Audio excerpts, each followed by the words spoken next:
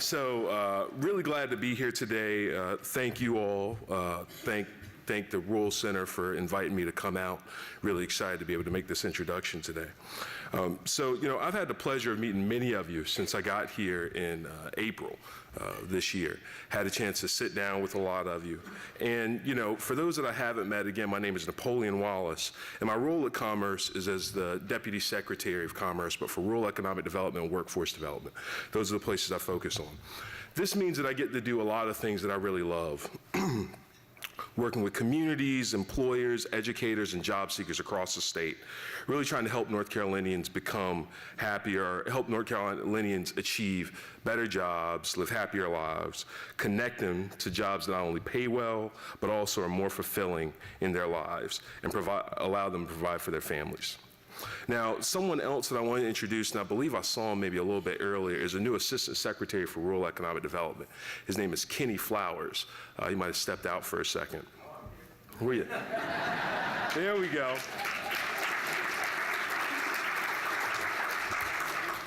Kenny's a really shy fella, as you can tell.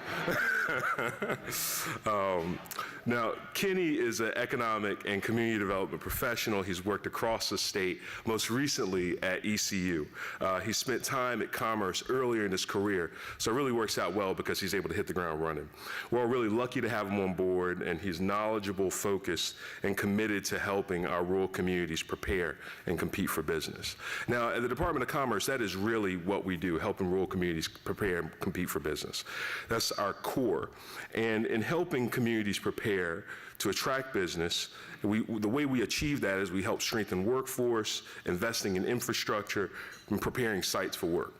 Now, once the community has those building blocks in place, there's always something that you need to kind of get the deal across the road. So we also are getting the deal across the goal on. So, we also deliver performance-based incentives in the form of site-level infrastructure as well as building reuse grants. Now, our staff supports the Rural Infrastructure Authority, which has granted over $173 million to rural communities since its creation and has created about 14,000 jobs, helped create about 14,000 jobs. We've worked with many of you in the room, had the opportunity to do work in many of your communities, and I'm sure that our cooperation in this is going to continue over time. Now, again, we have a really great team at the Department of Commerce. I see a few folks out in the community, or out in the audience, and we love to talk about these projects. So whenever there's a project that you're curious about, you're thinking about, anything that we can do to help get it across the goal line, just give us a call and let us know. And then if there are roadblocks in the way, we also want to hear about that, because we want to make sure that we're doing everything we can to make these systems and processes work as best as possible for rural communities. And even when you have those projects that are, difficult to manage, unruly, nearly impossible to get across the goal line, you should feel free to reach out to me personally to talk about that and try to figure out a solution. You can contact me directly at kenny.flowers@ncommerce.com. He knew I was going to get him back. Now, most of you have heard my spiel to talk about my experience in banking, venture capital, investment banking, and obviously impact investing. And I got to say that, one of the things that I really enjoyed most about my career was an opportunity to work in the impact investing field. I have been able to do that from some very large foundations across the country, and I still continue to do that through some of my board affiliations. With that being said, it gives me great pleasure to be able to introduce today's presenter and the keynote for this morning, our main attraction. She's a thought leader in the space, and I'm very excited to hear what she has to talk about. So Kelly Ryan is the CEO of Incourage, an organization that's well known across the country, nationally recognized as an innovative place-based philanthropy. She has led Incourage to realize a very simple yet bold vision, a community that works for all people. To advance that inclusive and sustainable economy in its rural central Wisconsin home, Incourage has developed a holistic approach and that is values-led and user-centered. As CEO, Kelly is leading Incourage in its commitment to align all forms of capital with organizational values and mission, placing a primary value on the potential for human potential. She was named as one of the 50 most influential leaders in the nonprofit sector by Nonprofit Times and as a rural innovator by the White House. Kelly often speaks and writes on the opportunity for philanthropy at the intersection of people, place, and prosperity. She was named an Aspen Institute Scholar, and she was a speaker at the Aspen Ideas Festival, and as a member of Aspen, and she's also a member of Aspen's Community Strategies and Rural Development Innovation Group.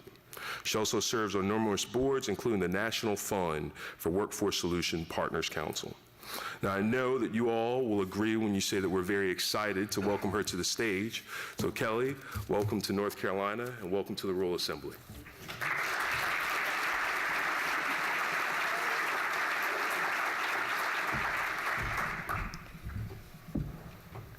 I don't know if I can take all the pressure.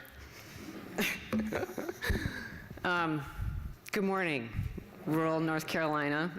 And let me thank first Patrick, and then John, and then Napoleon for the very nice introduction. I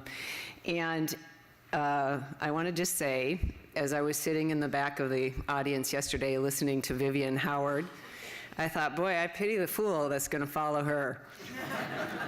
And then I thought, thank you, Jason Gray, for inviting me to North Carolina and to speak to all of you. So it really is an honor and a privilege to be here.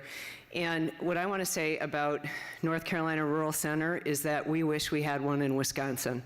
And I have been in my position for 20 years, and the North Carolina Rural Center is one of the best in the nation, and you have helped me and helped our work so very much. So congratulations on 30 years. You're a model for the rest of us, and I hope we could do the same in Wisconsin. So all of you.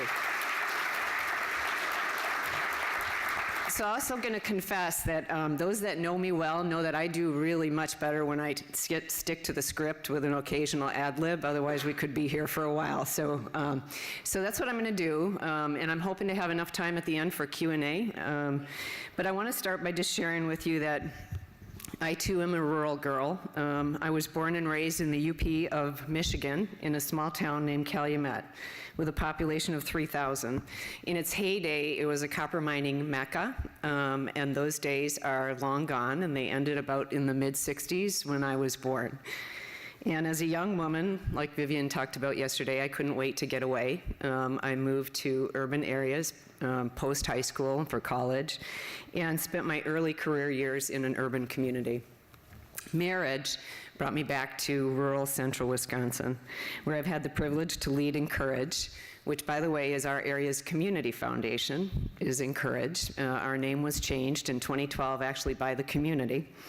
It's an organization, as Napoleon said, with a big vision, which is a community that works well for all people, and an unwavering commitment to realize that vision. And I can say with certainty that after 25 years in that community and 20 years at the helm of Incourage, I'm a better person as a result.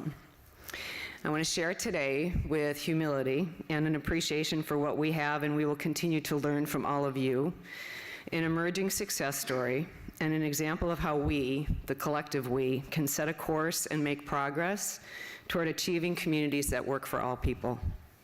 Wisconsin Rapids, where my center city is 18,000 people, Wisconsin Rapids, was once decimated and demoralized community. It's now a place where people are beginning to see themselves and the community with new eyes. It is a place where hopes and dreams are being realized, and the people of central Wisconsin are at the center of this change. There we go. Works. The first thing most people learn about Wisconsin Rapids is it was once the smallest city in America to be the headquarters to a Fortune 500 company. So we were the headquarters for over a century of a paper company. However, those glory days are long gone. In the year 2000, Consolidated Papers, which was the core industry in the region, was bought by a multinational and moved its headquarters to Finland. So within 3 years, we lost 40% of our total jobs, and that equated to about 5,000 good-paying manufacturing jobs. In Wisconsin Rapids, like in so many places, the deeply embedded culture of an industrial economy, a culture on which people built not only their own identity, but their relationships to one another, began to evaporate. People were hollowed out, as was their pride in the place that they'd called home for generations. The problem and cry that we heard repeatedly over and over was jobs. We need more jobs. The overwhelming sentiment was that jobs would be coming in the form of a savior, and a large corporation was going to come in and replace with large chunks that job loss. We began to understand this savior wasn't coming, and we also began to understand that our real work, excuse me, as an organization was not job creation. In fact, there was a larger issue that needed to be addressed to foster any kind of sustainable change and economic growth, and that was culture change. Though there were many benefits to having a stable industry build an economy over a century, the unintended consequences were insidious and deeply entrenched. A dependent, paternal, entitled, and insular culture was the norm in central Wisconsin. It was certainly not the environment that would foster the kind of new thinking, creativity, leadership, and inclusion necessary to create an economy for the future or a community that would work well for all people. So we not only had a complex problem with no immediate solution, we were also in the midst of large-scale system breakdowns and significant shifts, including not only the economy, but also structures such as leadership in the community, civic engagement, networks of power and control, workforce development systems, and education. Everything in that community had been built in service of the paper industry, and really the way that we did business was no longer going to serve us well in the future. A new vision was needed.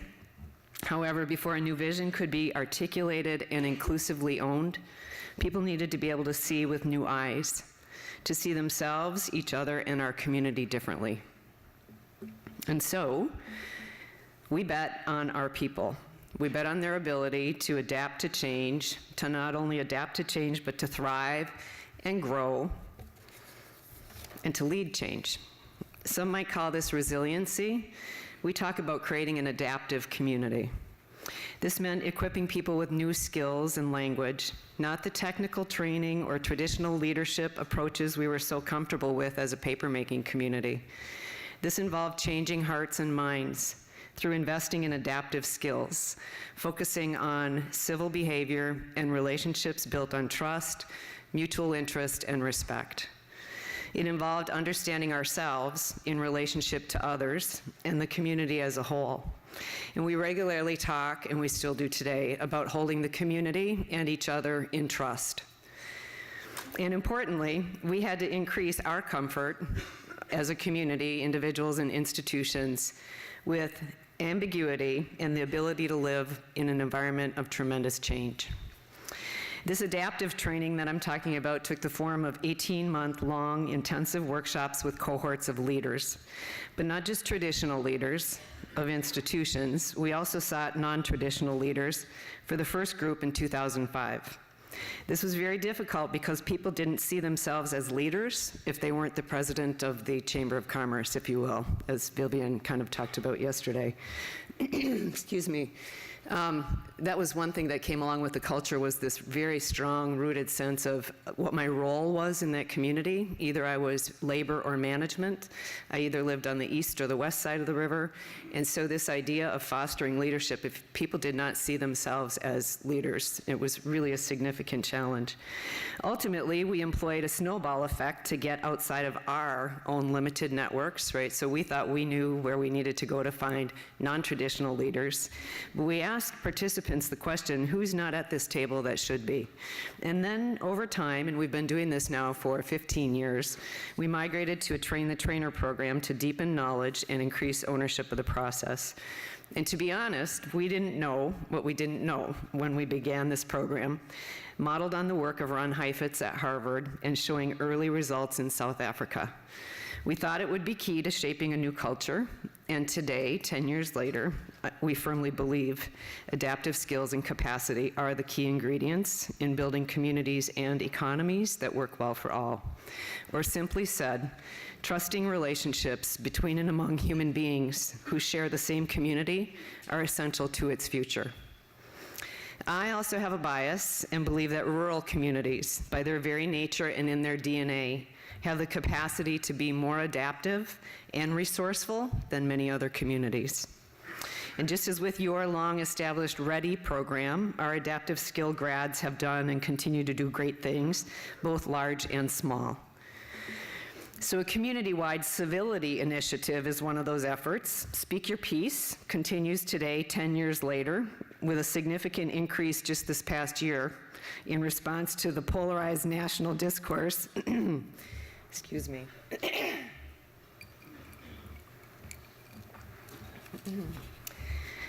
and uncivil behavior that is infiltrating many of our communities. Adaptive leaders in school systems are also leading change. In a region where sharing a common calendar across systems was considered impossible a decade ago, we now have public and private systems sharing staff, curriculum, and creating new programs together. Teachers, administrators, and parents are trained in adaptive skills and have created common language, norms by which they build trust, relationships, and a shared vision. And I'm extremely proud to tell you that just in the last 3 years, we have worked to embed adaptive school curriculum across all of our middle schools. Over the years, we have always been challenged by scaling adaptive capacity across the community, right? So how do you, with training programs and even with Train the Trainer, how do you scale adaptive capacity across the community? So I'm going to share 2 specific projects that have helped us begin to address this challenge, and they've helped our residents begin to create a new narrative of hope and claim their future. So the first is this building in 2012. Incourage acquired this beautiful historic building on the banks of the Wisconsin River in the center of our downtown that had been sitting underutilized for years. We could have purchased it and determined what would happen in that building, but we chose to do something more valuable. Wisconsin Rapids had for decades relied on resource extraction in the paper mill and the paper industry. And the decision-making power about what happened with the water and the waterfront, so this is the Wisconsin River that you see here, and that frontage is all really completely, totally undeveloped. Its use, control, and frontage allocation was really held by a select few. To this day, today, you still cannot have a riverfront dining experience in the middle of our downtown. It's not an unsolvable problem. In fact, it's the opposite. It's simply a problem that nobody felt empowered to solve before. So the Tribune Building is changing that. After Incourage purchased the building, we turned it over to the community to let them decide how it would be used. Not unlike Princeville that I heard yesterday, the process to engage residents envisioning the reconstruction of community. People need to have a voice and a say in what happens in their neighborhoods, and we have to help co-create from inception the places that we want. So our only requirement was that the building be used to facilitate the vision of a community that works well for all. So that charge unleashed something really exciting in our community. And over the course of 3 years, more than 2,000 residents have participated in a user-centered design and community building process, including college students and students that lived away from the community. We had 4 different university sites that would Skype in for these Tribune buildings to have a say in what they wanted to see happen in their downtown, which I was thrilled about. To have them have a voice in creating the community that we want them to come back to ultimately. So the Tribune's design reflects resident priorities, including its designation as the first LEED building in the city, LEED environmental, which is significant when you think about the backbone of this community's economy was built on resource extraction in the paper industry, and that river was a working river. It put food on the table for so very long, right? So for the community to say, we want this building to be LEED, the most sustainable possible, that really was a shift. It reflects also their priorities and capitalizes on community assets, so we did an asset mapping process as part of this experience. It will include a microbrewery, a culinary test kitchen, and a creative workshop and maker space where people can try, create, get comfortable with failure, and feel empowered to succeed. To the community, this is about so much more than a building. It's about accelerating change, modeling a transparent and inclusive approach to community decision-making, and a movement toward an inclusive and sustainable local economy. And here's the rendering. We are finished with phase 1. We continue. I love when Vivian talked about places of excellence in rural communities, because this will be a place of excellence, right? Yeah. So we continue to raise capital, and we are actively deploying programming with partners right now so that people get a sense of what's going to happen in that building. We will have the first brewing apprenticeship in the state of Wisconsin. We're very excited about that. And we are going to be providing on-site technical assistance from all of our CDFIs in the state. So when Napoleon talked about impact investing, a lot of our fixed income portfolio is invested directly in our CDFI partners and aligned to support small business, nonprofit bridge lending, et cetera, and we're going to bring the CDFIs on site to do technical assistance there. So we expect the Tribune to open in 2019. However, it's already had a sustainable impact. There is a movement underway, and we documented this last year in an outside evaluation to discern changes in attitudes, beliefs, and behavior due to participation in the Tribune process. And I would say when you're doing this kind of work around adaptive skills and fostering relationships, the most difficult thing is to measure change and to articulate, right? So how do you know if you're planting seeds for long-term, that long-term culture change is happening? For the first time in years, the people in Wisconsin Rapids will tell you they feel truly engaged and are actively shaping the future of their community. They see a future that isn't dependent on paper, and our children see that they can be more than paper makers. So this active engagement extends beyond the Tribune, and it's surfacing in neighborhoods, civic groups, public meetings, and people are showing up and getting involved.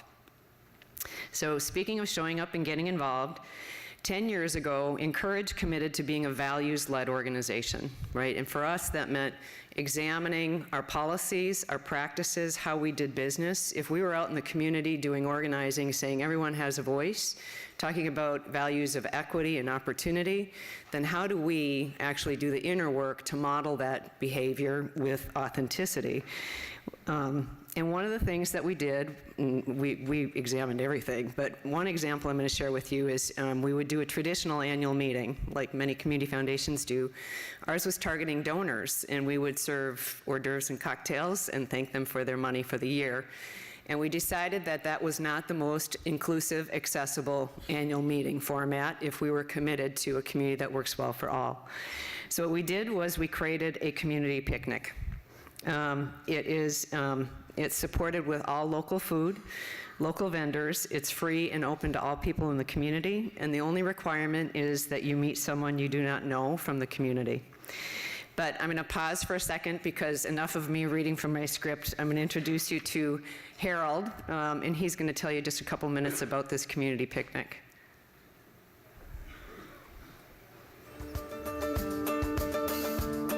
To make something happen, to help people make something happen. Do it. Let's have a little excitement, little fun. Enjoy the area, the river, the water skiing. People, we got it. Community needs a little bit more movement, action, doing more things. So when somebody comes up with an idea, my suggestion is say, how can I help? Don't butt it to death. Now, these Encourage Your Community Foundation people, they're a little bit on the strange side. They go from about 600 years, 700 years the first year to over 2,000 years the second year, and now they anticipate 4,000 years. Now, that is a lot of ears, you know, so don't tell your secrets near all these ears. We started roasting at noon, and we will be going for, we just brought the second batch of 25 bags and 5 dozen to a bag, or 60 years or plus. So we got a lot of help here with football players and volunteers, and come on out and see it happen. Help make it happen. There. There you go. Yeah. Isn't he great? Yeah. So I have to share, this is our 6th year doing a community picnic, and Harold has now hit 24,000 ears of corn donated.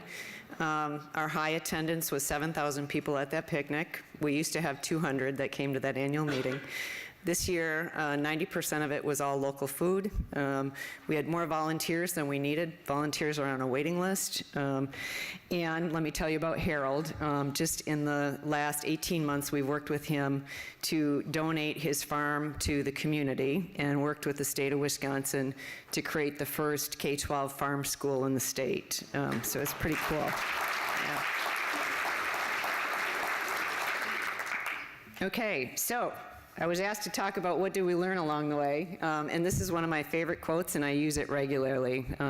It is, you did then what you knew how to do, and when you knew better, you did better. I love this quote. The reason I love it is a big tent. It's generous in not casting blame for current conditions. It's compassionate in assuming that there is a continuum of growing in understanding as we grow in knowledge. And there's an assumption that our better angels will act from a moral imperative when we know better.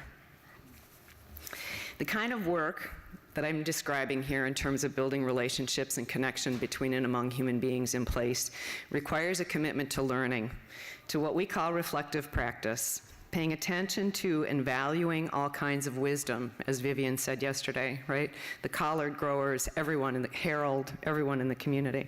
Respecting and preserving our history while charting a course for progress and making course corrections along the way. Someone needs to be holding that whole and the incremental knowledge that comes from working over long-term and generational change. So importantly also, in a community that was fairly insular, creating a new future meant motivating new thinking. We did this not only by bringing outside speakers in, but also by taking groups out of the community to have a shared learning experience. And we did take a group here to Western North Carolina about 10 years ago to see and learn from Handmade in America. And it was a fabulous experience for them. It really motivated our creative community. We also took a small group to Northern Ireland with the support of the Ford Foundation. And I just want to mention this because it was transformational for me and for our organization. We saw that all the money in the world, and this was Northern Ireland speaking in the Community Trust, all the money in the world is not going to save this community or grow an economy if we can't get people to stop killing each other. And we don't have this deep, deep embedded conflict, right? So what it gave me and gave our organization was perspective on our context in central Wisconsin, and that if Northern Ireland could use every resource they had, which was about a whole lot more than money, to be on the street working with people to foster love, forgiveness, peace, and reconciliation, then why couldn't we do the same in central Wisconsin? So that was really a turning point for us as an organization, and that was 2006 in terms of migrating to, yeah, we do have to stand for something, some kind of community, and why don't we stand for a community that works well for all? And why don't we use every resource that we have to make that vision a reality? So I want to move on to the other in terms of learning, thinking about enabling conditions for change to happen. There's something to be said for readiness. When people aren't ready for change, it isn't going to happen. And we put a whole lot of resources 13 years ago into calling. We did visioning sessions in every community, 200 people, 10,000 people, the size of the community.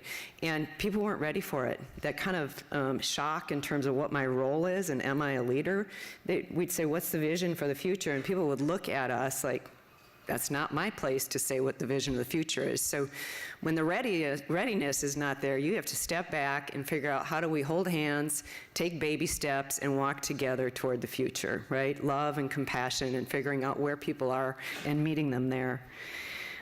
Again, I want to say this is hard work in the face of fear and pain, because as Vivian used the pie analogy yesterday, it was the same thing.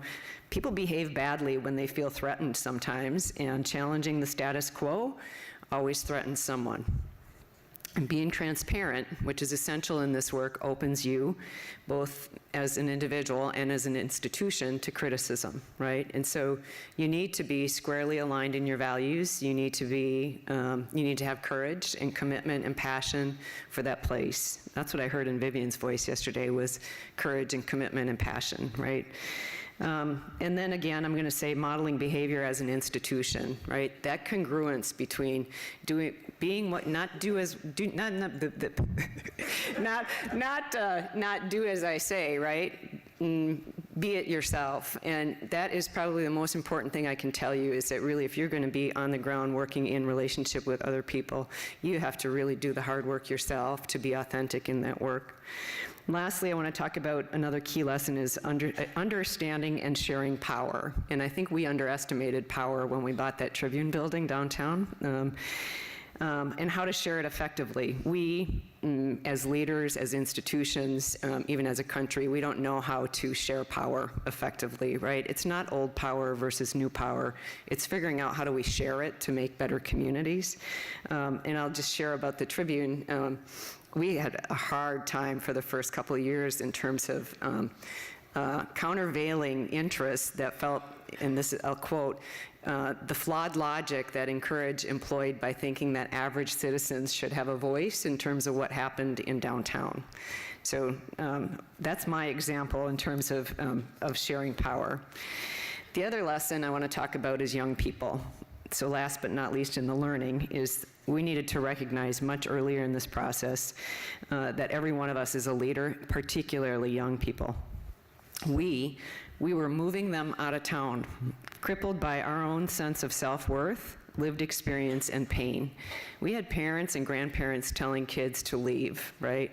I mean, I have a manufacturer, so we do a workforce training program also. We had a manufacturer 6 years ago that surveyed his entire workforce and said, would you recommend that your child pursued a career in manufacturing or stayed in the community? It was over 90% no, and 94% no, not stay in the community and do not return. So there was this really deep-seated sense of pain and loss. And I want to just say that it's a shift. I mean, today we have tight labor force markets. We have so many jobs available. We can't find enough people to fill jobs, right? But that narrative persists. And we are our own worst enemy in terms of talking about why isn't this a great place to live? We are part of the problem, but that is shifting and it's beginning to change. And I just say, if we don't have a sense of pride and ownership in our community, how can we expect young people to? We can't treat them as tokens on board of directors, invite one person to come in because they're between the ages of 18 and 30, and expect them to have a sole voice. If we're going to build truly inclusive communities, we must not only listen to young adults, but share power with them. Help find avenues for them to express collective voice and agency. And as a matter of fact, that young man sitting on the bench there is the chair of my board of directors, and he is one of the best that I've had in 20 years. He's a remarkable, courageous human being who loves his community. And today, the difference in how we see this playing out is we see young adults self-organizing versus us organizing young professional groups and doing focus groups and then really doing nothing with it after we brought them all together, right? Or I should say, today, they are really leading in their own way and with their own agenda. And we're giving them money, and we're getting out of the way. And they're getting things done that we never could. Truly. I mean, really, that is part of the whole process is handing over power in terms of grant making to residents. I mean, we have a number of different strategies around allocating the money in the hands of the people. So I'm asking and I'm closing in terms of sharing challenges and opportunities. And Jason's relieved that I took my cover of Hillbilly Elegy off of this slide, which I was going to say, has been fostering an unfortunate narrative about rural America. And I heard it yesterday in the opening remarks, and increased stereotypes and the kind of news coverage. And I'm sure you've all had contacts from national news coverage like CNN saying, we'd like to come, but this is the kind of story we'd like to see, right? And I said, well, I'm not going to give you that story. I'll give you a different story if you want to come and see. So I'm singing to the choir here, I know that. I wanted to share. 2 weeks ago, I was on a panel at MIT designed to help educate graduate students and faculty about rural America. 2 people in a room of 200 had been to Appalachia, but 80% of them had read Hillbilly Elegy. And my experience is that there is this sentiment that if you've read Hillbilly Elegy, you know rural America. And generally, it gets even more interesting when I share that I'm from rural Wisconsin, the Rust Belt state that political analysts are still trying to figure out. So let me say I'm optimistic about rural. I love my hometown. I believe to change the trajectory of rural America, we must change hearts and minds, beginning with our own. Rural self-confidence and pride is huge, and I heard that in Vivian yesterday. I heard it in about every person that stood up here. We have to restore a sense of assets and abundance, shape the narrative we want, and live it and own it, right? When I'm on stage with a bunch of urban people, I feel like I'm less than, and I have to establish myself, which is not right. We're not poster children for ignorance. We can be Hamlets of excellence. We can make our children proud to be from rural and want to return home. The second thing, I think, translate and shape our own narrative. I say frequently in my community, you know, that Tribune Building is all about innovation. But if we say innovation over and over and over again, people don't see themselves in innovation. That feels like it's something that happens in Silicon Valley. But when I talk about makers, and we were makers before makers were cool. We have so many tradesmen in that paper industry that before Steve Jobs ever built a computer in his garage, they were tinkering around with, you know, welding and making little improvements. And I'll bet you all have the same with tradesmen and crafts here, right? So it's kind of finding that narrative to restore a sense of pride and help people feel a sense of ownership. Innovation might be in Silicon Valley, but we have our own innovation in rural America. And lastly, don't allow people to save rural. Rural, I believe, is going to save the nation. We have to foster a sense of interdependence with urban and not, I believe it, I do. Just wait. And not just because they need our food and water. We need to help others see us with new eyes. We need to help others see us with new eyes, right? When Vivian said, the stories aren't being heard because other people are telling our stories.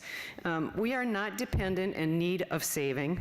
We need to extend invitations to come and see resiliency, grit, stewardship, and ingenuity, to experience the unique nature of rural landscapes. And I say, don't come to save Appalachia, come to learn from Appalachia. And finally, I'm going to say, because what Vivian said, when you have a platform, you can say something you want to say. So please indulge me, because I'm going to say something that I want to say. I must expand beyond our geography lens of rural today and touch on challenges that vex us as a nation, regardless of where we live. Issues of racism, classism, and discrimination based on gender or sexual preference are complex, insidious, deeply embedded, in the news every day, it seems like, and must be addressed if we are to create communities and a nation that works well for all and allows everyone to claim their future. I believe it is not insurmountable. I mean, we look at Northern Ireland, look at other countries. It's not insurmountable to address our history around these issues, to redress wrongs and shape new norms, culture, and vision. Similar to our journey in central Wisconsin, but on a much bigger scale. This requires adaptive work and a long-term generational approach with a new kind of leadership. Leadership that is grounded in a sense of shared humanity, destiny, and the value, dignity, and worth of every human being. Leadership that holds our nation and each other in trust. Each of us has that knowing that Maya talks about somewhere deep inside of us. And as she simply states, when we know better, we can do better. It's up to me to change the slide. And so in closing, I turn to a simple quote by Thomas Merton, who's a Catholic writer and monk who I love, and I had no idea he spent most of his adult life at a monastery in Kentucky. How about that? But he talks about leadership, engagement, and it's really the responsibility of humans in their time to act. And in closing, I want to take a simple quote and say really of his, in the end, it's the reality of personal relationships that saves everything. So yes, we must claim our future, right? We must claim our future, but never lose sight of the fact, as Merton reminds us, that it is our connection to each other, our shared humanity, that matters the most in creating communities and a nation that works well for all of us. So Thank you very much, rural North Carolina. It's a privilege to be with you today and share our story from central Wisconsin.